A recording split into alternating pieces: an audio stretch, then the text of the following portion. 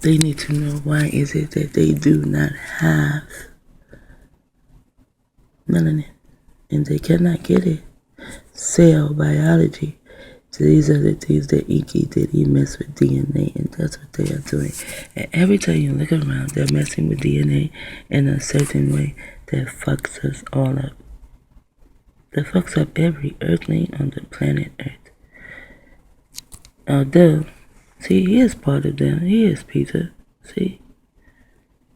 3-3. And then the bird. And that shit piled higher and deeper. And he is also the target.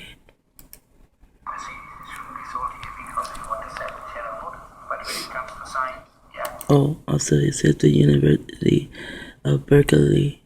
And that is also where Timothy Leary went, to the University of Berkeley. So now I guess they are fighting. Because this man here becomes the target. He is telling what is going on.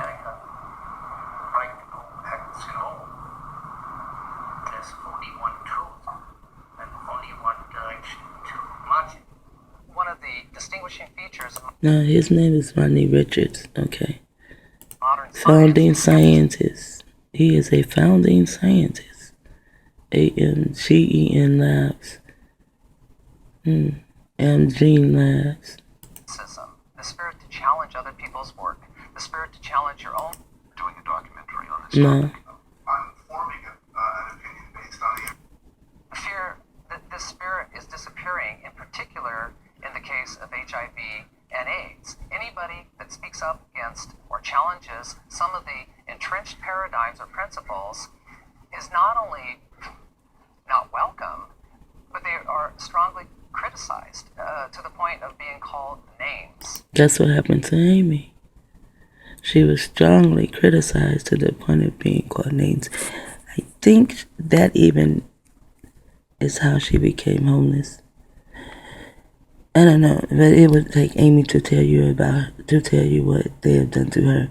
But Amy was also a target because they tried to give her AIDS, and she was not going down. No. Bigots, homophobes, baby killers, flat earthers, Holocaust deniers. Certainly, this would indicate to me that the spirit of skepticism, the spirit of challenge, the spirit of scientific debate in this field is virtually completely gone. someone who would perpetrate the notion that This nigga is a mark. is perhaps motivated by sentiments of pure evil. That such a person may perhaps really want millions of people in Africa and elsewhere to become infected by this virus and go on to die of it. And who knows? Maybe there's a hidden agenda behind the thoughts of a madman. Maybe. He knows there's a hidden agenda. He knows there's a hidden agenda hidden behind the thoughts of a madman. All psychopaths everywhere have Well, ways of getting their views across. They're sometimes camouflaged in subterfuge. But I suggest to you that Peter Duesberg is probably the closest thing we have in this world to a scientific psychopath. There are a lot of other scientists that raise the challenges that he raises. see, he just now targeted him in the interview. He just said that this man is a psychopath. Yeah, he is the psychopath. That's what the United States does. They always say, "Oh, this man over here, he is doing his people like this. He's doing his people like that," and then everyone believes him. But it is America who is doing their people like this and their people like that. They always say it's always someone else when it is them. Wow. And now the interview's finished. Thanks. It is though he only came out to target the other guy. Him came out to target Peter. Is his name Doucheberg? Like douchebag? Is that douche? And maybe the dude probably mentioned it. But I know there is ice. That means he is hard too. That means maybe they cannot fool him. You know what I'm saying? But he is of the 33 too. He is California at Berkeley. He knows about cell biology. Then I know he knows about Timothy Leary, and I know he knows about mind control and everything else. It's just that maybe on this thing, he says he's ready to know I am going to pull out of this bullshit. Space I needed. I got all the grants awarded. I was elected to the National Academy. I became California Scientist of the Year. He became California Scientist of the Year.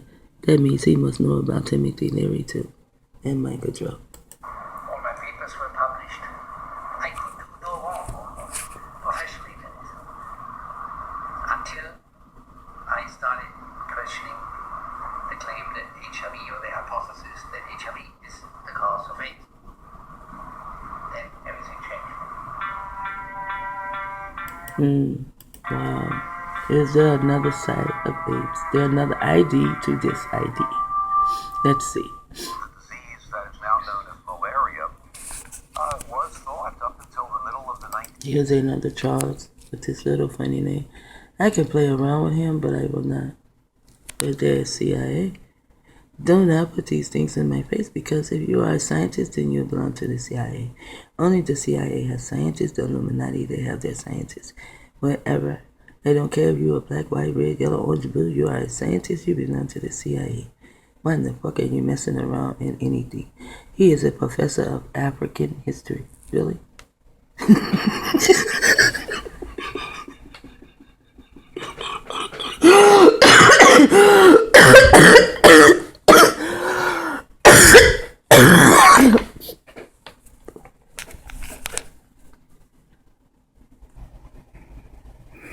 Okay, I'm really trying to calm myself down. He is a CIA scientist, a professor of African history, really? Well, I wonder what type of history does he teach. California State University. California has 5 wind towers, and State University, CHICO.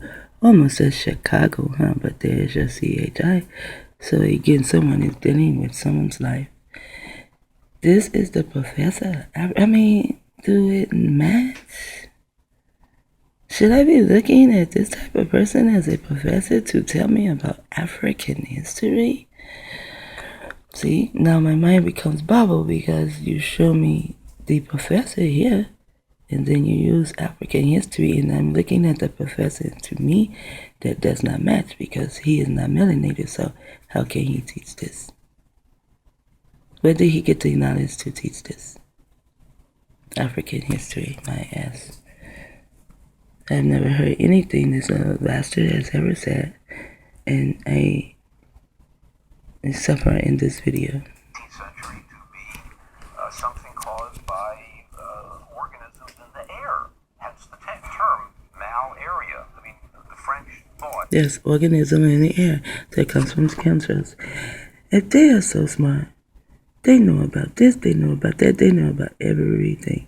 He knows why this shit is coming from in the air, the chemtrails that they are breathing, that we are breathing, eating. It falls on our skin, and it will make your child's skin look as though it is burned. And the doctor will tell you that it is eczema, and then he will begin to give you ointment and everything until your child's face is so hard it looks like a scab is over it.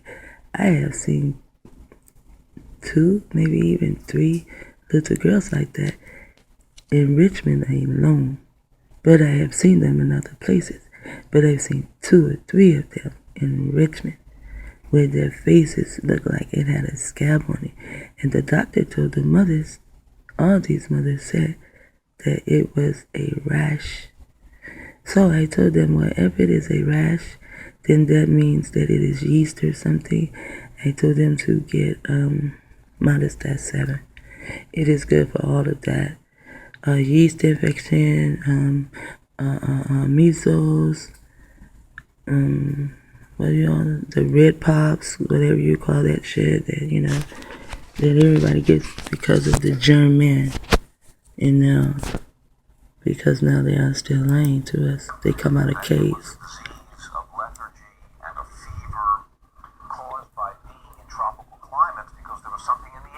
because there was something in the air. Of course, chemtrails. It was not till the middle of the 19th century that they discovered that malaria had nothing to do with the air, but it was caused by the bite of the Anopheles mosquito. The Anopheles mosquito, where did it come from? I remember they used to come by and they used to spray in our neighborhoods as though they were spraying to kill the mosquito shit. When you went to, they was doing that shit. And when you go to Texas, they come through to do that, you know, as though they are coming through to kill all the mosquitoes, and they spray shit. You have more mosquitoes than you had. You can do your own spray, and all you had to do was like keep fire going in your yard or something like that, you know. Well, you can get these candles. I know, I lived in Texas, and my children did not get ate up by mosquitoes until they took my children from me. That's when my children began to get eaten up by mosquitoes, because I would protect my children from the mosquitoes. That's the vector for malaria. So, you know, the causation for disease, the causation for illness, for a number of other natural phenomenon in astronomy, microbiology, is always something that's open for robust, vigorous dispute and debate, and AIDS is no different. It has been And AIDS is no different. Another one, he is a 33rd of the Illuminati. He is a Hodgehead. See? Kinson. And he's from Lone Town. I'm sure he was here before. colleagues in the business who normally would be the first to challenge blatantly exaggerated claims that come from organizations like UNAIDS and the WHO and some of these other major organizations. Where do these major organizations get their money from? They have foundations where you give them your funds. And the word foundation is the word fund. You give them your fund, and they have fun doing whatever they want to do with it. And all of this shit appears to just come from pink people. That's all I can say. They're completely uncritically accepted and uncritically reported. And this is harmful because it's helped. Even he said it's harmful. Every time these agencies feel that concern about AIDS is beginning to die away in the countries where it's a diminishing problem, they issue new reports with new projections and new exaggerated claims to try to keep the funds flowing and keep the concern there. And I can understand this from one perspective, that because they have the mindset that this is such a terrible epidemic. Because they have the what? The mindset. Wow. And because they've closed their minds to other ways of thinking, they feel that they're justified in doing this. But it's a dangerous way of behaving, and it's helped to distort the science and maintain Distort science. For much Distort the science? Wow. longer than need have been the case. I don't think most people got involved in it, really looked at it and said, I don't think this is really true, but I will get into it anyhow. It wasn't like that. It was like they were never questioning it because it was the easy way to go. So, I mean, if somebody's paying you $150,000 a year for working on something, you don't have to be questioning whether that's useful every day because it's useful to you. I mean, if you're trying to work your way up in IBM, you don't immediately go to the chairman of the company and say, does this company actually do what it says it does? I mean, are we really for real? I am going through this for a reason, many reasons. One, I don't have shit else to do. But really, because the way I'm looking at things, the Kinsey report bringing out all this gayism and using neurolinguistic programming to keep people into the gayism, and then when they, in not only gayism but child molestation, you know, fucking your children, it's like, oh my goodness gracious. A granddad, can you imagine? Can you imagine a granddad? Wow. But all these shit seems to tie in with people who used to be underground. When Aleister Crowley or all these other secret organizations, they were actually underground. They were not on top of the ground. But now they're on top of the ground. So now the devil has come up to earth. And now let's take earth, call himself the beast. They were the evil ones. The beast. Now they lie to us about AIDS and have us believe. That's the biggest thing, the things we believe. And it's just pink people telling us these things, howbeit. But I want to get to the end of this. Because when I saw this, it was called the other side of AIDS.